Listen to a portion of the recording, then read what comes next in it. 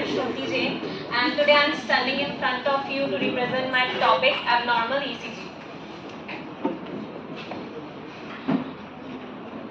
Now before knowing about abnormal we first know what is normal.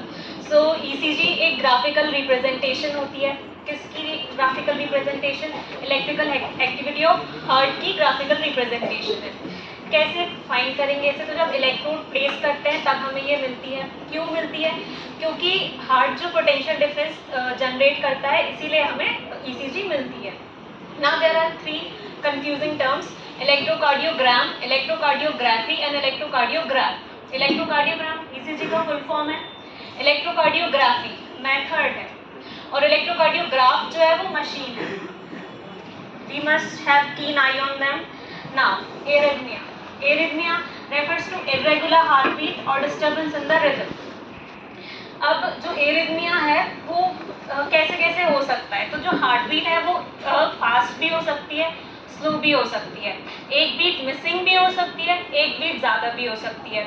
और ये both pathological और physiological दोनों conditions की वजह से एरिथमिया हमें देखने को मिल सकता है. Now coming to classification. Now arrhythmia is classified into two categories: normotropic arrhythmia and ectopic arrhythmia. Normotropic arrhythmia further have three classifications: sinus tachycardia, bradycardia and arrhythmia. And in ectopic arrhythmia there come heart block, extrasystole, paroxysmal tachycardia and other. Now we will see each of them one by one. But before going further we must know what is ECG graph.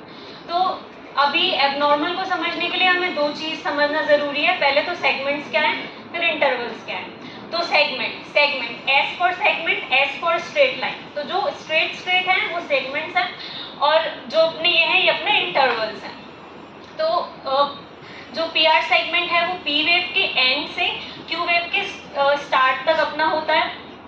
S T segment Q R S wave के and से अपना जो T wave start हो रही है वहाँ तक होता है. तो ये दो अपने सेगमेंट्स हो गए. अब अपन आते हैं इंटरवल पे. तो P R interval, P wave start हो रही है और क्यू आर एस वेव भी स्टार्ट हो रही है, तो ये अपना पी आर इंटरवल है. Q T interval, Q R S wave start हो रही है और टी वेव एंड हो रही है. Mind you, t wave end हो रही है.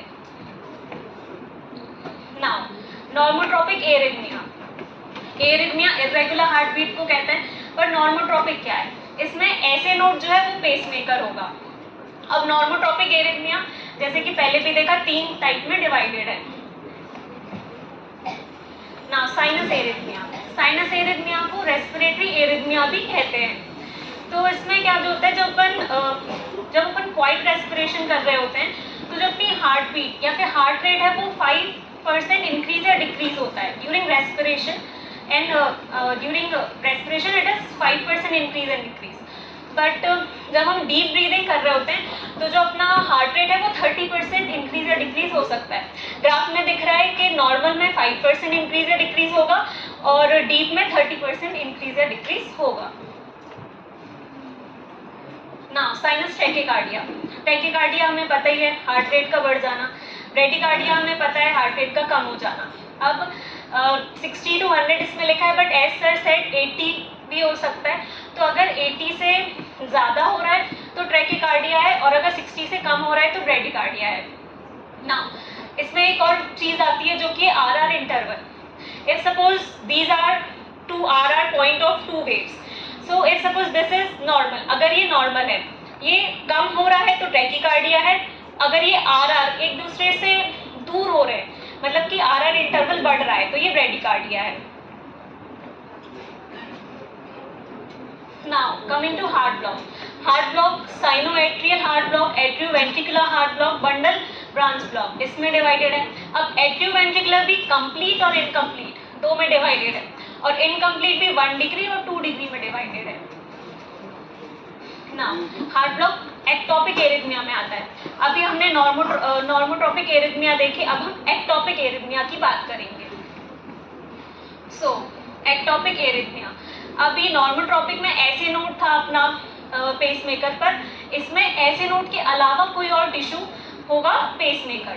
तो जो कोई और टिश्यू इस ऐसे नोड के अलावा पेसमेकर होगा उसे अपन एक्टोपिक फोकाई बोलेंगे। Heart block, heart block name से ही पता चल रहा है कि हार्ट में कहीं ना कहीं तो ब्लॉक है। अब 3 तरह के होते हैं साइनोएट्रियल ब्लॉक, ये जो है ये रेयर टाइप का होता है और इसमें जो है ऐसे नोड से ही इम्पल्स एट्रियम में तक भी नहीं आ पा रही है, ऐसे नोड से इम्पल्स एट्रियम में तक भी नहीं आ पा रही है। तो अगर इम्पल्स ऐसे नोड से एट्रियम में नहीं आ पाएगी तो पी वेव नहीं बनेगी, तो इसमें पी वेव का पी वेव नहीं बनती है, प्रिसेशन ऑफ पी वेव होता है। पर अब वेंट्रिकल जो है उनकी भी अपनी रिदम होती है, तो वेंट्रिकल अपनी रिदम से काम करने लगते हैं जिसकी वजह से क्यूआरएस कॉम्प्लेक्स तो बनता है पर पी वेव नहीं आती है। तो हमें ग्राफ में दिख रहा है ऐसे ब्लॉक। नाउ एट्रियोवेंट्रिकुलर ब्लॉक, अब एट्रिया से वेंट्रिकल में रिदम नहीं पहुंच पा रही है, as the name says atrioventricular block. तो इसमें जो इसके 4 कारण हो सकते हैं। पहले या तो इस्कीमिया हो जाए, या फिर कंप्रेशन हो जाए एवी बंडल का, या फिर इन्फ्लेमेशन हो जाए एवी बंडल का, या फिर एक और कंडीशन हो सकती है कि extreme stimulation of heart by vagus nerve in rare instance block impulse conduction through the AV node. अगर वेगस नर्व एक्सट्रीम स्टिमुलेट करते तो भी जो है एट्रियोवेंट्रिकुलर ब्लॉक हो सकता है।